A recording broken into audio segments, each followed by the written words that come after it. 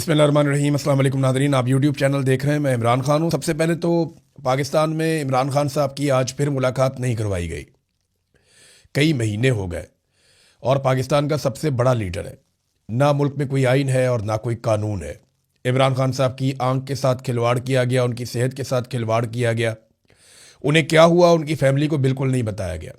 अदालतें बिल्कुल बेबस हैं, पाकिस्तान तहरीक इंसाफ बेबस है और पाकिस्तान का सबसे मकबूल लीडर पाकिस्तान के मिलिट्री रजीम ने इस वक्त जेल के अंदर डाला हुआ है।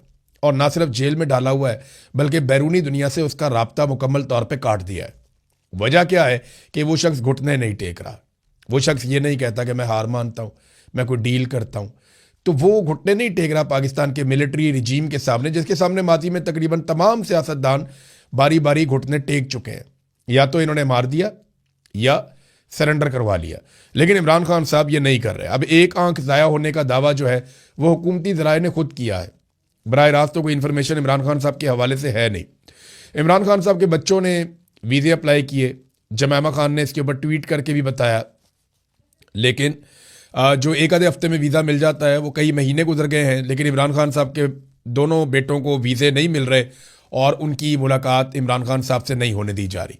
जो कैदियों वाले हुकूक हैं वो भी साबिक वज़ीर आज़म को अभी तक हासिल नहीं है। बल्कि एक नया काम कर रही है पाकिस्तान की एस्टेब्लिशमेंट, एक मरतबा फिर पाकिस्तान में माहौल बना रही है और इस तरह की खबरें फैला रही है। कुछ सोर्सेज ने मेरे तक पहुंचाई, कुछ ने और लोगों तक पहुंचाई, लेकिन एस्टेब्लिशमेंट की क्रेडिबिलिटी बिल्कुल ज़ीरो हो चुकी है। उनकी बात पे अब कोई भरोसा ही नहीं करता, कोई उनका सौदा खरीदता ही नहीं है। वो ये कहते हैं जनाब हम पीछे हटना चाहते हैं, हम ये चाह रहे हैं कि जनाब पाकिस्तान में फिर इलेक्शन हो जाए, हालात नॉर्मलाइज हो जाएं, हम तो चीज़ें ठीक करना चाहते हैं। ये इस किस्म की बहुत सारी बातें माजी में भी करते रहे हैं, लेकिन अब इनके पास पीछे हटने का इम्कान कोई नहीं है। इन्हें खुद जब ये पीछे हटेंगे तो सब खत्म हो जाएगा इनके लिए, ये इन्हें दिखाई दे रहा है। पाकिस्तान की अवाम अब कभी भी पाकिस्तान की एस्टेब्लिशमेंट को तस्लीम नहीं करेगी। ये सिर्फ टाइम निकालने की कोशिश कर रहे हैं और यही टोला मुसल्लत रहेगा। इसका सबूत ये है महंगी गाड़ियाँ, महंगे जहाज़ और जितनी चीज़ें ये अपनी अय्याशी के लिए ले रहे हैं, ये कोई आने वाले हुक्मरानों को थोड़ी देने जा रहे हैं। ये सब जानते हैं, मौजूदा हुकूमत, एस्टेब्लिशमेंट, मिलिट्री रजीम, ये सब जानते हैं कि इन्होंने किस तरीके से इस इक़्तिदार को लंबा खींचना है। अवाम सिर्फ इस इक़्तिदार को छीन सकती है, इनसे अपना हक छीन सकती है। ये बड़े आराम से हक वापस नहीं करेंगे, ये सवाल ही पैदा नहीं होता। ARY ने एक खबर इसी हवाले से उससे खबर भी दिलवाई गई ARY की जानिब से कि जनाब कोई अलीमा खान ने और सुहेल अफरीदी ने मिलकर एस्टेब्लिशमेंट के बंदों के साथ कोई राब्ते रूबते किए हैं और इस किस्म की कोई खबर दिलवाई गई जनाब के वहाँ पे कुछ चीज़ें तय हो गई हैं और कोई मुलाकातें बंद करवाई गई हैं जानबूझकर।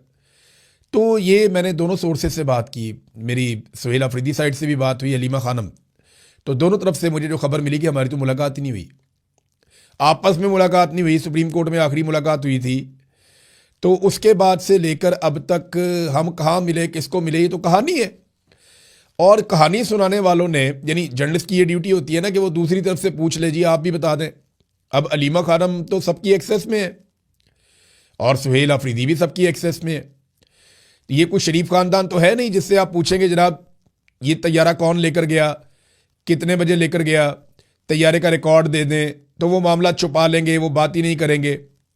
फिर ऑफ द रिकॉर्ड वो कह रहे हैं जनाब कि वो मरियम सफदर का बेटा लाहौर में ही है। फिर बाद में जब कहा गया जनाब सबूत दें उसका, कोई तो वो सबूत भी कोई नहीं है। फिर जब तक कि वो जहाज़ वापस नहीं पहुंच गया तब तक इनका मुंह बंद था, ये बात ही नहीं कर रहे थे। फिर जहाज़ उजलत में जब वापस आया तो फिर बताया गया जनाब ये तो बेटा है, ये सामने आ गया, तस्वीर आ गई।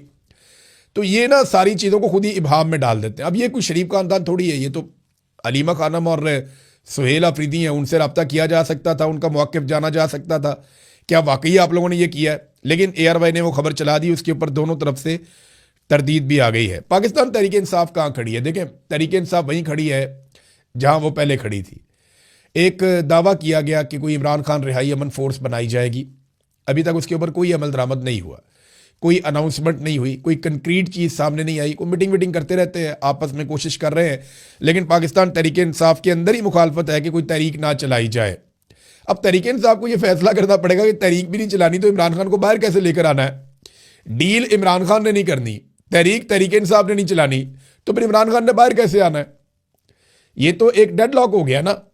या तो इमरान खान को जाके राज़ी करें जनाब डील कर ले, वो राज़ी हो जाए तो बाहर आ जाएंगे, तो या फिर तहरीक चलाएं ताकि तहरीक चले, कोई एस्टेब्लिशमेंट के लिए ज़मीन गर्म हो, वो कोई रोम छोड़े और इमरान खान साहब बाहर आ जाएं। तो ये दोनों रस्तों पे नहीं जा रहे और इसका नुकसान लगातार पाकिस्तान को हो रहा है।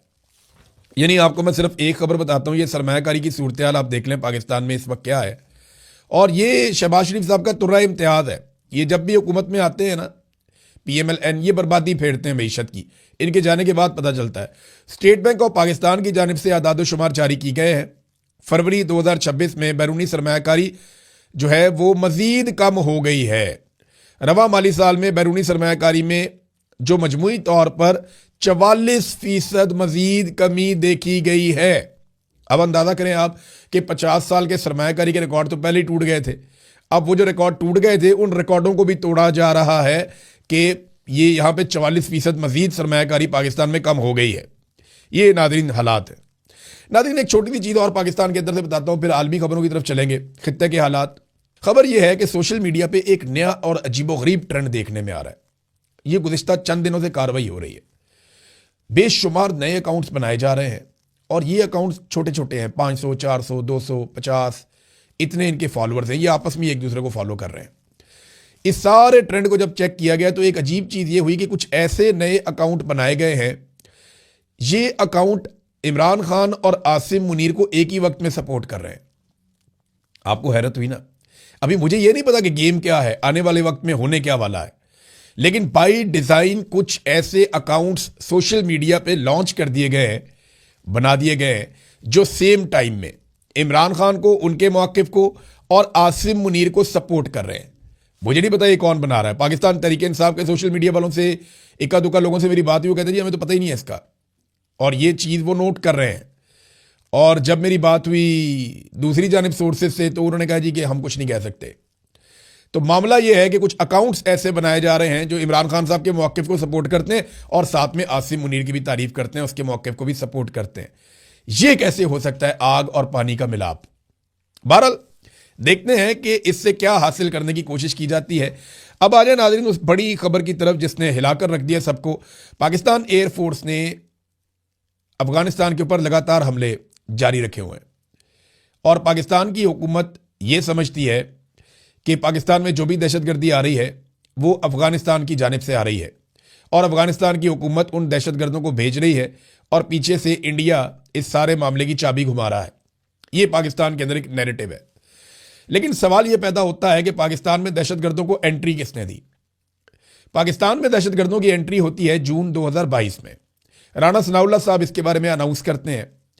ये आइडिया था जनरल बाजवा, जनरल नदीम अंजुम और जनरल फैज़ हमीद। ये तीनों जर्नैल जो हैं वो इसके लिए जिम्मेदार हैं। एक कोर कमांडर पेशावर था, एक DG ISI था और एक पाकिस्तान का आर्मी चीफ था। इन तीनों ने प्लान किया और दहशतगर्दों को बाई डिज़ाइन पाकिस्तान लेकर आए। जून से लेकर अगस्त तक दहशतगर्द पाकिस्तान आते रहे, सितंबर तक आते रहे बल्कि, और पाकिस्तान तहरीक इंसाफ और खैबर पख्तूनख्वा की हुकूमत चिल्लाती रही कि दहशतगर्दों को पाकिस्तान में दाखिल मत करो। पुलिस चिल्लाती रही, हुकूमत चिल्लाती रही, अवाम कहते रहे, अमन पासून के लोग आते रहे, ताजिर एहतजाज करते रहे, लेकिन दहशतगर्दों को लाकर बसाया जाता रहा। अब दहशतगर्दी गले में फंस गई आके। यानी जानबूझकर दहशतगर्दों को पाकिस्तान में ये तीन जर्नैल लेकर आए थे ताकि कोई सियासी मैदान के अंदर कोई कामयाबी हासिल की जाए। वो सियासी फायदा तो हुआ नहीं, लेकिन हुआ क्या, वहां पे दहशतगर्दी बढ़ गई और वो गले में फंस गई। और अब दहशतगर्दों के खिलाफ ऑपरेशन करते हैं तो मकामी अफराद मानते नहीं हैं। तो अब अफगान तालिबान के ऊपर जब से अमेरिका ने बग्राम एयरबेस के बारे में कहा कि वो हमारे पास होनी चाहिए, बल्कि अब अमेरिकन एक्सपर्ट्स ये कहते हैं कि अगर बग्राम एयरबेस हमारे पास होती तो हम ईरान को मजा चखा देते। तो ईरानी ये कहते हैं कि अफगानिस्तान ने अमेरिका को बग्राम एयरबेस ना देकर शानदार काम किया है। ईरान अफगानिस्तान की तारीफ करता है इस मामले में। अब जब से अमेरिका ने इस ख्वाहिश का इजहार किया, पाकिस्तान ने अचानक से अफगानिस्तान के ऊपर अटैक शुरू कर दिए और ये एरियल स्ट्राइक्स पाकिस्तान एयरफोर्स कर रही है अफगानिस्तान में। दहशतगर्दी पाकिस्तान में नई नहीं है। देखिए, या तो ये दहशतगर्दी नहीं हो, पाकिस्तान में 70-80 हज़ार अफराद पहले ही जाँ बहक हो चुके हैं, शहीद हो चुके हैं दहशतगर्दी की लड़ाई में, और ये पिछली 2-3 दहाइयों से ये चीज़ें चल रही हैं। लगभग 25 साल 26 साल हो गए दहशतगर्दी की वेव पाकिस्तान में आई हुई है। अब इस मरतबा गुज़िश्ता चंद महीनों से पाकिस्तान अटैक कर रहा है लगातार अफगानिस्तान पे, और इसके नतीजे में वो ये समझ रहे हैं कि दहशतगर्दी खत्म हो जाएगी, लेकिन दहशतगर्दी के वाक़यात ख़त्म नहीं हो रहे। अब अफगानिस्तान के ऊपर जो अटैक किया गया, पहले उस पर एक स्टेटमेंट है, वो आप देख लें। ये अमारात इस्लामिया अफगानिस्तान के नायब तर्जुमान हमदुल्ला फितरत, इसका एक ट्वीट है, और वो ट्वीट के अंदर क्या दावा कर रहा है, उसने कहा जी पाकिस्तानी फौजी हुकूमत ने आज रात 9 बजे उम्मीद एडिक्शन ट्रीटमेंट अस्पताल पर फिजाई हमला किया, जो मनशियात की लत के इलाज के लिए वक्फ 2000 बिस्तरों पर मुश्तमिल एक बड़ी सहूलत है। इस हमले के नतीजे में अस्पताल के बड़े हिस्से तबाह हो गए हैं और बड़ी तादाद में जानी नुकसान के शदीद खदशात पाए जाते हैं। बदकिस्मती से अब तक जाँ भाग होने वालों की तादाद 400 तक पहुंच गई है, जबकि तकरीबन 250 दीगर अफराद जख्मी होने की इतला है। इमदादी टीमें इस वक्त जाए वकूआ पर आग पर काबू पाने और मुतासरीन की बाकी मानदा लाशें निकालने के लिए काम कर रही हैं। और शोहदा लैलतुल कदर, उसने आगे ये लिखा है। अब मामला ये है कि यहाँ पे अक़वाम मुत्तहिदा ने भी इसकी मजम्मत की है, जो मिशन अक़वाम मुत्तहिदा का मौजूद है अफगानिस्तान में, और BBC ने भी इसके ऊपर एक रिपोर्ट किया है। BBC ने कहा कि बाद लाशें नाकाबिल शनाख्त हैं। काबुल में मनशियात बहाली मरकज़ पर फ़िज़ाई हमले में कम अज़ कम 100 अफराद हलाक हो गए हैं। पाकिस्तान की हमले में मुलव्विस होने के इल्ज़ाम की तरदीद। पाकिस्तान ये कह रहा है कि पाकिस्तान ने जो टारगेट किया है वो सिर्फ अस्करी अहदाफ को किया है, या उन जगहों पे किया है जहाँ पे दहशतगर्दी होती है, या उन जगहों पे किया है जहाँ से दहशतगर्दी पाकिस्तान में आती है। ये पाकिस्तान का मौक़िफ़ है। लेकिन ये अस्पताल जो है, इसके हवाले से भी इतलात आ रही है और BBC भी इसको रिपोर्ट कर रहा है, आलमी मीडिया इसको रिपोर्ट कर रहा है। अब अफ़गानिस्तान की हुकूमत ने अगर तो इस मौक़िफ़ को साबित करना है तो उन्हें मज़ीद काम करना पड़ेगा। देखिए ना, ये उन्होंने कह दिया कि 400 बंदा वहाँ पे अस्पताल के अंदर मारा गया, तो वो ऐसे दुनिया तो नहीं मान लेगी। इन्हें पूरी इंक्वायरी करवानी पड़ेगी। अक़वाम मुत्तहिदा के और दीगर आलमी इदारों के मिशन अफ़गानिस्तान में मौजूद हैं, वहाँ पे प्रॉपर तहकीकात होनी चाहिए। और अगर एक अस्पताल के ऊपर इस किस्म का अटैक हुआ है तो ये एक वॉर क्राइम है। जैसा कि हमने देखा कि ईरान में बच्चियों के स्कूल के ऊपर अटैक हो गया तो डोनाल्ड ट्रंप मुँह छुपाता फिर रहा है। डोनाल्ड ट्रंप पे हर जगह ये सवाल सामने आ जाता है और बड़ी शर्मिंदगी होती है, और डोनाल्ड ट्रंप के लिए मुसीबत बन गई है ये चीज़। हत्ता कि जो पीट हेग्सेट, जो अमेरिकन दिफाई वजीर है, उसके लिए भी मुसीबत बनी हुई है, और कहा जा रहा है कि उसकी गर्दन फिट हो जाएगी इस मामले में, या कम से कम उसके लिए मुश्किलात बहुत बढ़ जाएंगी। तो इसराइल तो ये चीज़ें करता रहता है, लेकिन पाकिस्तान की जानिब से हमेशा ये दावा किया गया कि कभी भी सिविलियंस को निशाना नहीं बनाया जाता। लेकिन अगर अफगानिस्तान ये चीज़ साबित करना चाहता है तो उसे ना सिर्फ तस्वीर जारी करनी पड़ेंगी, तमाम तफसीलात जारी करनी पड़ेंगी, बल्कि उसे जो आलमी मिशन अफगानिस्तान में मौजूद हैं उनसे इंक्वायरी करनी पड़ेगी ताकि वो अपने मौक़िफ़ को दुरुस्त साबित कर सके। बहरहाल ये जो मनशियात के मामले में ना, एक चीज़ मैं आपको बता देता हूँ, बहुत सारे लोग ये कह रहे हैं कि अफ़गानिस्तान में मनशियात का अस्पताल क्यों बनाया गया, किस काम का है। तो लोग अफ़गानिस्तान को जानते नहीं हैं, और जो लोग अफ़गानिस्तान को बिल्कुल नहीं समझते वो इसके ऊपर तबसरा कर रहे हैं। मैं अफ़गानिस्तान जा चुका हूँ। अफ़गानिस्तान जो है ना, वो ऐसे नहीं है। तालिबान के 2 वहाँ पर इक़्तिदार आए हैं, एक मुल्ला उमर के दौर में आया, एक ये भी आया हुआ है मुल्ला हैबतुल्लाह के दौर में। इन दोनों अदवार पे आप 1 लाख उंगली उठा के शिकायत कर सकते हैं, ये गलत है, ये गलत है, ये गलत है, आप कर सकते हैं। लेकिन मंशियात के मामले में इनकी पॉलिसी बहुत सख्त रही। ये बैनुल-अक़वामी अदाद-ओ-शुमार ये बताते हैं और आलमी रिपोर्टें ये बताती हैं कि जब भी इनकी हुकूमत वहाँ पे आई तो इन्होंने फौरी तौर पे मंशियात उगाना, मंशियात का कारोबार वो हमेशा के लिए बंद कर दिया। और इसी सिलसिले में ये अस्पताल भी बनाया गया कि जो लोग मुतासिर हैं उनका इलाज करवाया जाए। अब पाकिस्तान के जो सरहदी इलाके हैं वहाँ पे मंशियात का कारोबार बहुत तेज़ी से फैला है। जैसे ही अफगान हुकूमत वहाँ पे आई, अफगान में तालिबान की हुकूमत आई, तो साथ ही पाकिस्तान में ये सारा कारोबार आ गया। वजह क्योंकि उन्होंने वहाँ पे बंद कर दिया था। तो पाकिस्तान के ऊपर बॉर्डर के साथ साथ हर तरफ जो है वो ये लगी हुई है मंशियात। अच्छा, इसके जो स्किल्ड वर्कर्स हैं वो पाकिस्तान में नहीं है। ये वर्कर आते हैं अफगानिस्तान से और वहाँ से ट्रैवल करके पाकिस्तान आते हैं हज़ारों की तादाद में। ये बाकायदा एक धंधा है जिसके अंदर सारे मुलव्विस हैं। मैं क्या बताऊँ आपको, तफसीलात फिर कभी आपके सामने रखूँगा, लेकिन ये हौलनाक वाक़या है, इसकी इंक्वायरी होनी चाहिए। अब नाज़रीन आ जाएँ, डोनाल्ड ट्रंप के लिए कुछ मुश्किलात हैं और डोनाल्ड ट्रंप ने कुछ बड़ी अजीब बातें की हैं। मैं आपको चंद मिनटों में बता देता हूँ, लेकिन पहले अली लारंजानी को शहीद कर दिया गया। अली लारंजानी हम सब जानते हैं कि ये ईरान के सुप्रीम नेशनल सिक्योरिटी काउंसिल के सेक्रेटरी हैं। इसके अलावा ये साबिक सुप्रीम लीडर जो आयतुल्लाह खामनाई शहीद, उनके मुशीर भी रहे हैं, साबिक स्पीकर भी रहे हैं 2008 से लेके लंबे अरसे तक। और जो जौहरी मुज़ाकरात हुए थे 2005 से लेके 2007 तक दुनिया के साथ ईरान के, ये उस मुज़ाकराती टीम के चीफ भी रहे हैं। तो अली लारंजानी के बारे में ये कहा गया कि उनको और उनके बेटे को एक हमले की जद में वो आए और उसमें वो शहीद हो गए। ईरान ने इसकी तरदीद की, ईरानी मीडिया ने कहा जी ऐसा नहीं हुआ, जबकि जो इसराइली वज़ीर दिफा है, इसराइली वजारत दिफा जो है वो इसकी कंफर्मेशन दे रही है। वो ये कह रही है जी हमने अली लारंजनी को कत्ल कर दिया है और ये एक मिसाइल के धमाके में कत्ल किया है, जबकि ईरान इसकी अभी तक तरदीद कर रहा है। और एक तहरीर भी सामने लाई गई है, लेकिन उसके ऊपर कोई डेट वगैरह नहीं लिखी हुई, लेकिन ये दावा किया गया है कि ये आज लिखी गई एक तहरीर है। इससे पहले अली लारंजनी ने, मैंने आपको पढ़ के सुनाया था कि मुसलमान मुल्कों से भी एक मुतालबा किया था और 6 नुकाती एक ख़त लिखा था, वो भी मैंने आपको पढ़ के सुनाया था। अब मामला ये है कि ये दावा तो कर दिया गया है, लेकिन अभी तक कोई सबूत सामने नहीं आया ईरान की जानिब से कि अली लारंजनी जिंदा है। अब देखना यह है कि क्या वाकई इसराइली दावा दुरुस्त है। 13 मार्च को इन्हें एक रैली में भी देखा गया था और ये लगातार आलमी मीडिया पे और सोशल मीडिया पे हर जगह पे ईरान की तर्जुमानी कर रहे थे। नादरीन, एक और बड़ी खबर है ईरान से। जो नए सुप्रीम लीडर हैं ईरान के मुश्तबा खामनाई, उनके सामने ये तजावीज़ और पेशकश रखी गई कि अमेरिका के साथ कशीदगी को कम किया जाए, तो उन्होंने मुस्तरद कर दिया। ईरान अब इस लड़ाई को ख़त्म करना नहीं चाहता। जो नए सुप्रीम लीडर हैं उन्होंने सख्ती से इसको मुस्तरद किया, उन्होंने कहा ये लड़ाई जारी रहेगी।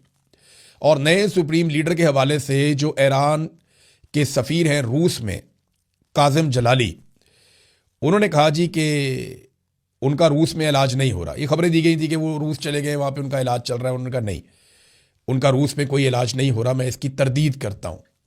बहरहाल उन्होंने कहा जंग जारी रहेगी। ईरान में एक सोच है कि ये जंग अभी बंद नहीं करनी जब तक कि इस बात की गारंटी ना मिले कि आइंदा ईरान पर हमला नहीं किया जाएगा, ईरान को उसके हकूक़ दिए जाएंगे और जो नुकसानात ईरान में किए गए हैं उनका अजाला किया जाएगा।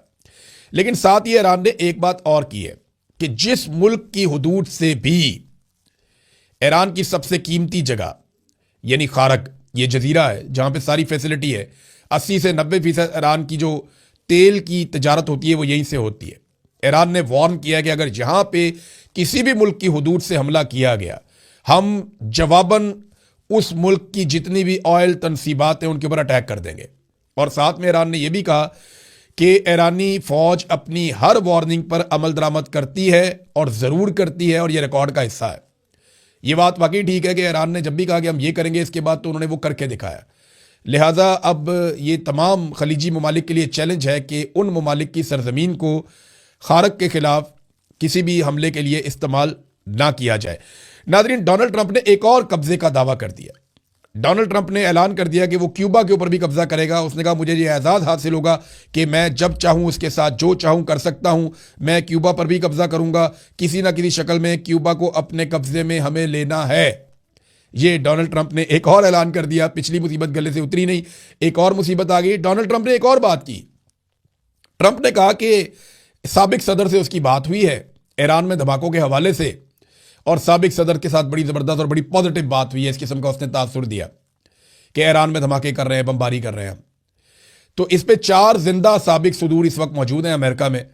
उसमें एक बुश है, क्लिंटन है, ओबामा है, जो बाइडन है। चारों से उनके ज़राए से बात हुई तो चारों ने कहा नहीं, ट्रंप के साथ कोई बात चारों से दूर में से किसी की भी नहीं हुई। अब ट्रंप जो है वो इतनी घबराहट का शिकार है कि वो झूठ बोलना शुरू हो गए हैं, साबिक सदूर का सहारा लेना शुरू हो गए हैं। और ये वजह है तन्हाई की।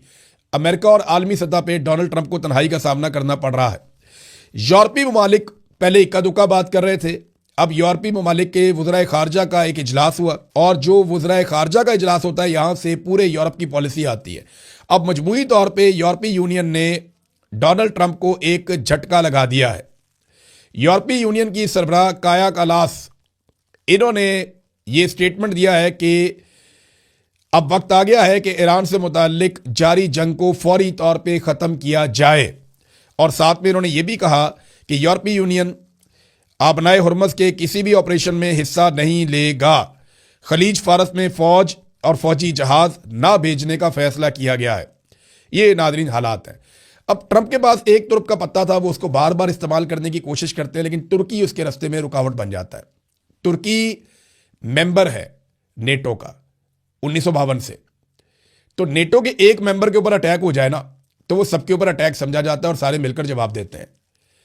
तो तुर्की के ऊपर बार बार मिसाइल भेजे जाते थे ताकि नेटो के मेंबर पे अटैक हो रहा है तो सारे मिलकर जवाब देंगे। ये आर्टिकल 5 है नेटो का लेकिन तुर्की बार बार ये कहता है कि ये हमला हम पे ईरान नहीं कर रहा, और ईरान भी यही कहता है।